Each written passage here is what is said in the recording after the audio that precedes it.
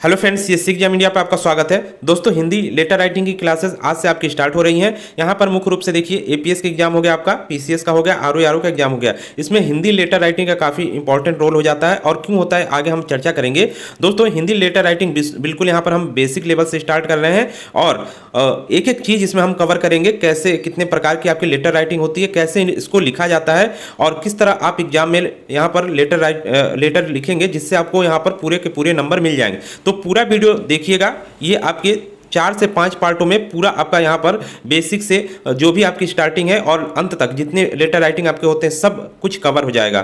तो चलिए इसको शुरू करते हैं। ये जो आपका चैप्टर 1 है, इसमें हम लोग पत्र लेखन के प्रकार और प्रारूप को देखेंगे। मुख्य रूप से इसमें जो कवर किया जाएगा टॉपिक, वो आपका पत्र लेखन का अर्थ हो गया, पत्र लेखन की उपयोगिता, पत्र लेखन के आवश्यक तत्व, पत्र लेखन के प्रकार, औपचारिक पत्र, अनौपचारिक पत्र कौन कौन से होते हैं, किनको कहा जाता है, पत्रों का वर्गीकरण देखेंगे, कार्यालयीन पत्र जो होते हैं उनको देखेंगे, कितने प्रकार के होते हैं उनको देखेंगे। तो वीडियो पूरा जरूर देखिएगा जिससे आपको बेसिक से एक एक चीज की जानकारी रहे और जब आप एग्जाम देने जाएं तो वहां पर कोई भी आपका कंफ्यूजन ना रहे और एकदम कॉन्फिडेंस होकर आप एग्जाम दें, चाहे वो आपका एपीएस का हो, आरओ का हो या पीसीएस का हो। मुख्य रूप से एपीएस के स्टूडेंट के लिए फोकस किया गया है। तो उनके लिए यहाँ पर देखिए, उनके लिए दो चीजें यहाँ पर इंपॉर्टेंट है। एक तो आपका यहाँ पर हो गया पत्र लेखन और दूसरा आपका यहाँ पर हो गया ऐसे। तो एपीएस के एग्जाम के लिए पत्र लेखन और निबंध काफी इंपॉर्टेंट है। अब यहाँ पर क्यों इंपॉर्टेंट हो जाता है, तो यहाँ पर देखिए क्योंकि हिंदी का जो पार्ट आपका है एपीएस के एग्जाम के लिए, उसमें देखिए आपका उसमें विलोम शब्द है, पर्यायवाची है, वहाँ पर मुहावरे हैं। तो वो सभी लोग वहाँ पर कर लेंगे अधिकतर, क्योंकि अधिकतर लोग तैयारी करेंगे तो वो सबके लिए ईजी होगा।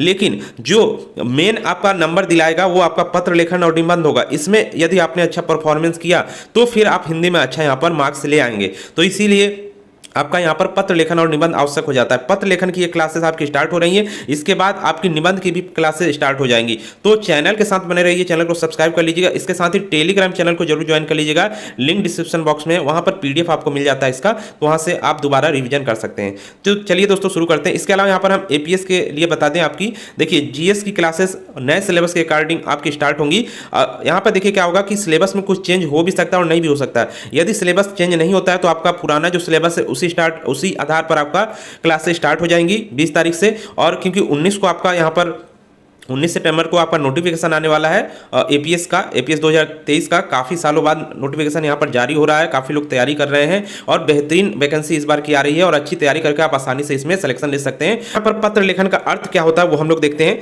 तो पत्र लेखन एक ऐसी कला है जिसके माध्यम से दो व्यक्ति या दो व्यापारी जो एक दूसरे से काफ़ी दूरी पर स्थित है, परस्पर एक दूसरे को विभिन्न कार्यों अथवा सूचनाओं के लिए पत्र लिखते हैं। यानी कि पत्र लिखने के लिए दो व्यक्तियों का होना यहाँ पर अनिवार्य है जो काफ़ी दूर दूर हो और उनमें सूचनाओं का आदान प्रदान पत्र के माध्यम से होता है। तो यहाँ पर पत्र की जरूरत पड़ती है।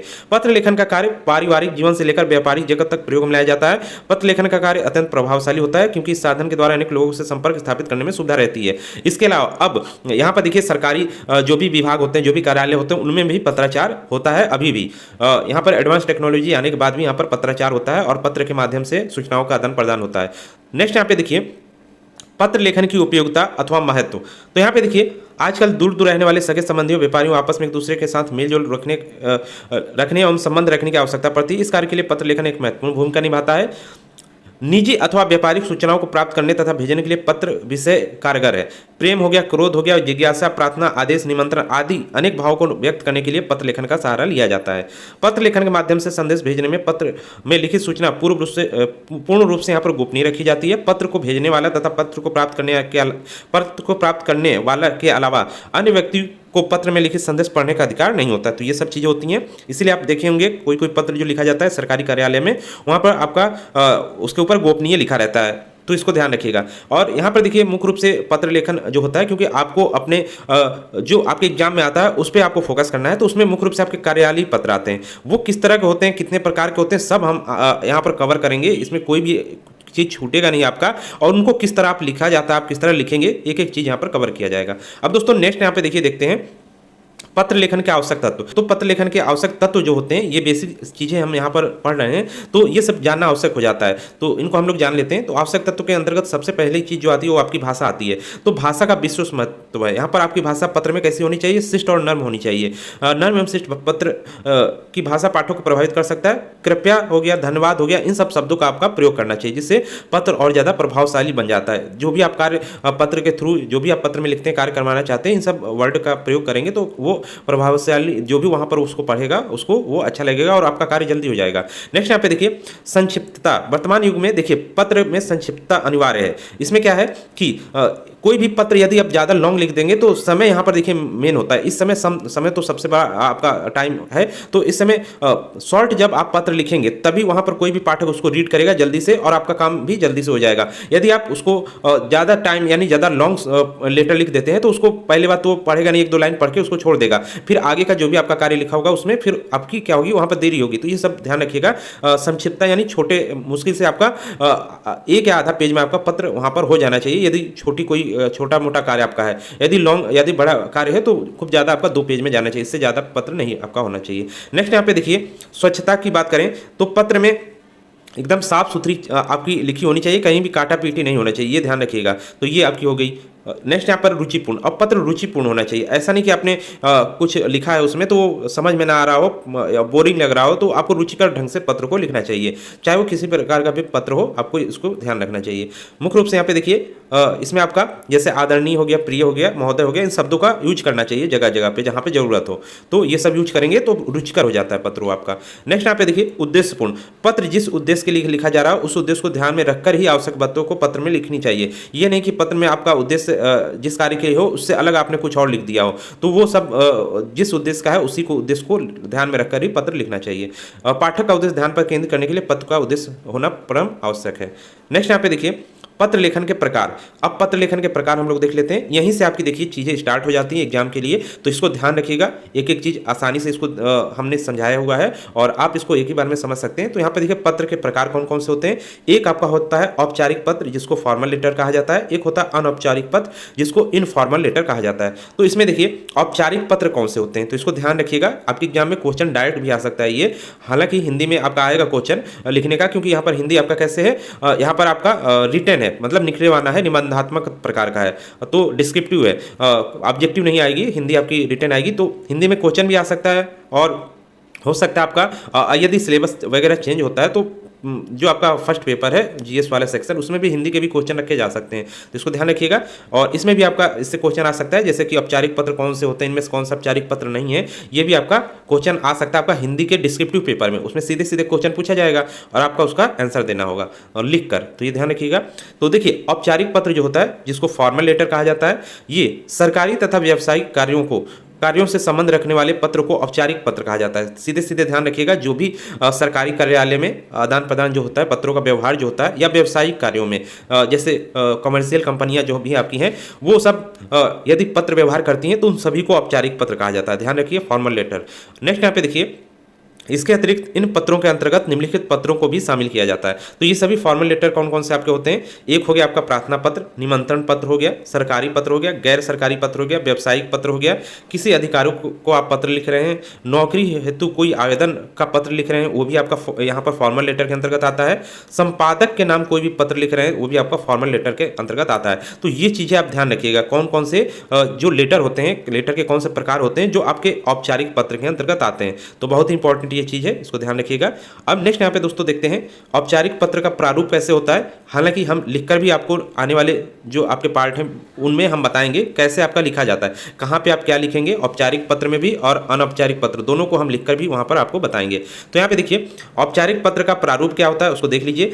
औपचारिक पत्र लिखने की शुरुआत बाईं ओर से की जाती है। सर्वप्रथम सेवा में शब्द लिखकर पत्र पाने वाले का नाम लिखकर पाने वाले के लिए उचित संबोधन का प्रयोग किया जाता है, जैसे श्रीमान। तो आप इसको लिखे भी होंगे, जानते भी होंगे, जैसे आपने कोई लेटर लिखा है सेवा में आप लिखते हैं, पहले कॉमा लगाते हैं इस तरह, उसके बाद श्रीमान आप आगे लिखते हैं यहाँ पर। तो इस तरह ये औपचारिक पत्र भी आपका इसी तरह लिखा जाता है, तो इसको ध्यान रखिएगा।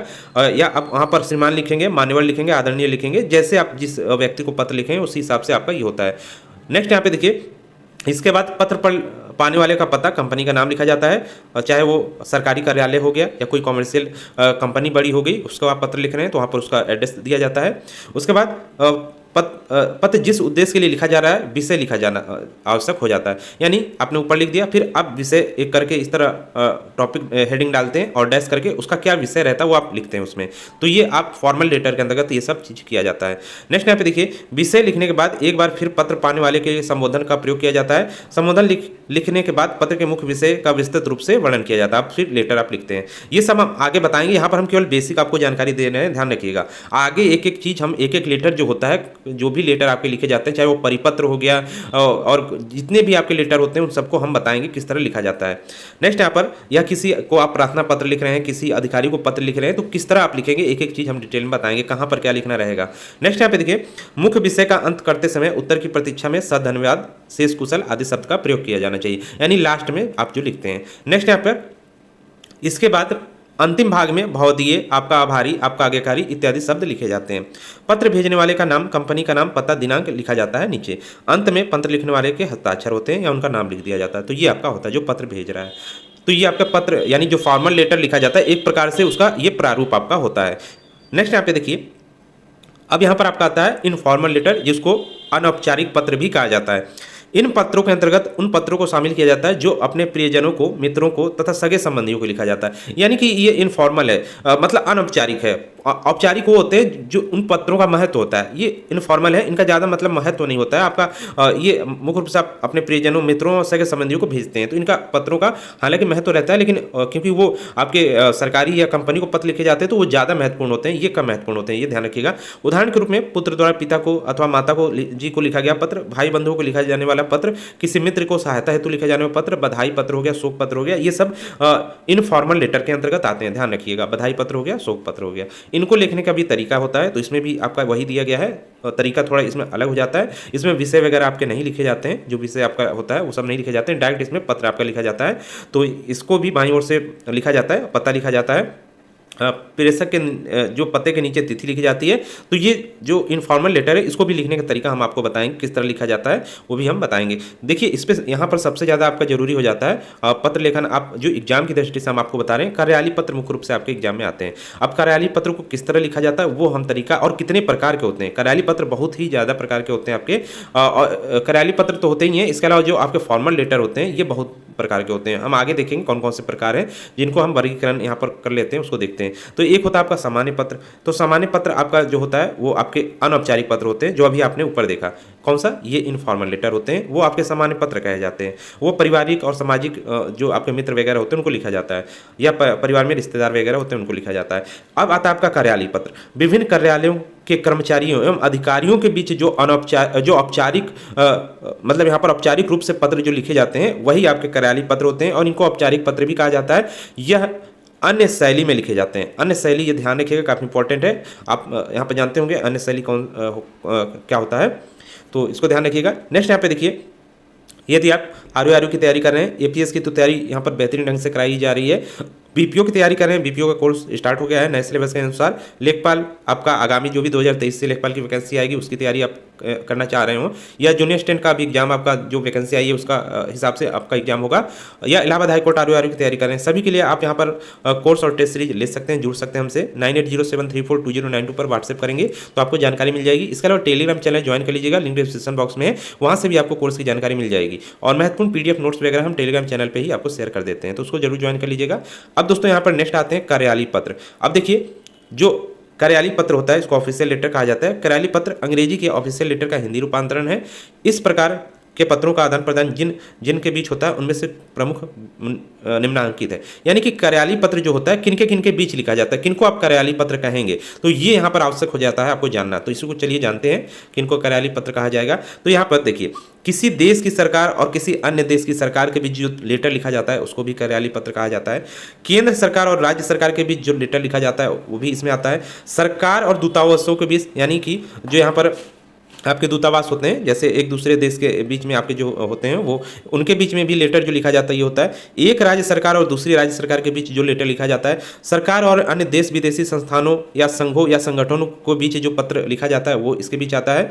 इसके अलावा सरकार और अन्य विभागों के बीच, जैसे आपके डिपार्टमेंट होते हैं सरकारी, और सरकार खुद एक गवर्नमेंट आपकी होती है, चाहे वो केंद्रीय सरकार हो, राज्य सरकार हो, और जो डिपार्टमेंट है उनके बीच जो पत्र लिखा जाता है, जैसे एक केंद्र सरकार है उसको किसी डिपार्टमेंट को पत्र लिखना है तो वो आप सब कार्यालय पत्र के अंतर्गत आता है। इसके अलावा विशिष्ट विभाग और अधीनस्थ विभागों के बीच जो पत्र लिखे जाते हैं वो भी आपके इसी के अंतर्गत आते हैं। सरकार और विशेष व्यक्ति के बीच, अब कोई सरकार आपकी एक हो गई और कोई विशेष व्यक्ति है, कोई पद पर है, नेता मंत्री हो गया, कोई अधिकारी हो गया, वो सरकार को लेटर लिख रहा है, उनके बीच भी जो लेटर लिखा जाता है वो आपका कार्यालय पत्र के अंतर्गत आता है। विभिन्न कार्यालयों और विभिन्न व्यक्ति विशेष के बीच जो पत्र लिखा जाता है वो भी आता है। तो मुख्य रूप से ये सबसे ज़्यादा प्रचलन में रहता है। कोई भी कार्यालय होगा, डिपार्टमेंट होगा, उसके बीच आप पत्र लिख रहे हैं, उसको उसके कोई भी समस्या आपकी हो रही है या कोई अन्य कुछ भी कारण रहता है, चाहे वो आपका सिलेक्शन से रिलेटेड हो, डॉक्यूमेंट से रिलेटेड हो, सभी के लिए आप जो पत्र लिखते हैं वो सब कार्यालय पत्र के अंतर्गत आता है और वो कार्यालय को लिखा जाता है। तो ध्यान रखिएगा, ये सब आपके आते हैं। अब यहाँ पे देखिए, इस प्रकार समस्त पत्र कार्यालय पत्राचार की व्यापक सीमा में आते हैं। कार्यालय का आशय है किसी सरकारी हो गया, अर्ध सरकारी हो गया, गैर सरकारी हो गया। अब ऐसा नहीं कि वो सरकारी ही हो, गैर सरकारी भी यहाँ पर आपका क्या हो सकते हैं, कंपनियां, डिपार्टमेंट हो सकती हैं। स्वायत्त संस्था जो होती हैं वह स्थान विशेष है जहाँ से प्रशासन का संचालन होता है, इसलिए इस प्रकार के पत्रों का शासकीय तथा प्रशासकीय पत्र भी कहा जाता है। अब यहाँ पर जो कार्यालय पत्र आपके होते हैं, ध्यान रखिएगा, इनको शासकीय पत्र भी कहा जाता है। एक यहाँ पर ये आपका पॉइंट हो गया। और इनको शासकीय या प्रशासकीय कुछ भी पत्र यहाँ पर आप कह सकते हैं। प्रशासन के बीच भी आपका पत्राचार होता है तो इसलिए इसको शासकीय पत्र भी कहा जाता है। कार्यालय पत्र तो होते ही हैं। नेक्स्ट यहाँ पे देखिए, अब कार्यालय पत्रों के प्रकार देख लेते हैं कौन कौन से हैं। पहला आपका सरकारी पत्र हो गया, अर्ध सरकारी पत्र हो गया, तार हो गया, त्वरित पत्र। अब ये सब प्रकार हैं, ध्यान रखिएगा, ये सब प्रकार हैं। मतलब कार्यालय पत्र के अंतर्गत पत्र तो होता ही है, इसके अलावा भी बहुत चीजें होती हैं, वो सब इसी के अंतर्गत आ जाते हैं। इन सभी के बारे में हम लोग आगे आने वाले वीडियो में विस्तृत रूप से इसको अध्ययन करेंगे, कोई भी चीज आपका छूटेगा नहीं यहाँ पर। देखिए, सरकारी हो गया, अर्ध सरकारी पत्र हो गया, तार हो गया, त्वरित पत्र हो गया, मितव्यय या कूट पत्र हो गया, कार्यालय ज्ञापन हो गया, कार्यालय आदेश हो गया, परिपत्र हो गया, अनुस्मारक हो गया, अधिसूचना हो गया, सूचना, प्रश्नांकन, विज्ञापन, निविदा सूचना, औपचारिक टिप्पणियां, आवेदन पत्र, अभ्यावेदन, प्राप्ति सूचना, संकल्प, प्रेस नोट, प्रेस विज्ञप्ति, ये सभी को हम लोग आगे पढ़ेंगे और ये सब कार्यालय पत्र के आपके प्रकार हैं। दोस्तों यहाँ पे देखिए, नेक्स्ट चैप्टर जो आपका आने वाला है, विभिन्न कार्यालय पत्र एवं उनको लिखने का तरीका, उसमें देखेंगे। निबंध की भी क्लास आपकी जल्द यहाँ पर स्टार्ट हो जाएगी, क्योंकि निबंध भी आपका यहाँ पर जरूरी हो जाता है। किस तरह आप लिखेंगे उसको, कहाँ पर किस हेडिंग कौन सी देनी है, वो सभी चीज़ आपको बताई जाएंगी। एपीएस में पूरा सिलेक्शन आपका होगा। इस बार की वैकेंसी जो आ रही है, निश्चित रूप से आप यहाँ पर बेहतरीन तैयारी करेंगे। और कंप्लीट कोर्स के लिए आप हमसे जुड़ सकते हैं 980734342092 पर व्हाट्सएप करके। यहाँ पर कोर्स के साथ साथ आपका यहाँ पर टेस्ट सीरीज भी आपकी कराई जाती है, जिससे आपकी बेहतरीन तैयारी हो सके। तो दोस्तों, इस वीडियो में इतना ही था। मिलते हैं नेक्स्ट वीडियो में। कोई भी जानकारी चाहिए तो कमेंट जरूर करिएगा।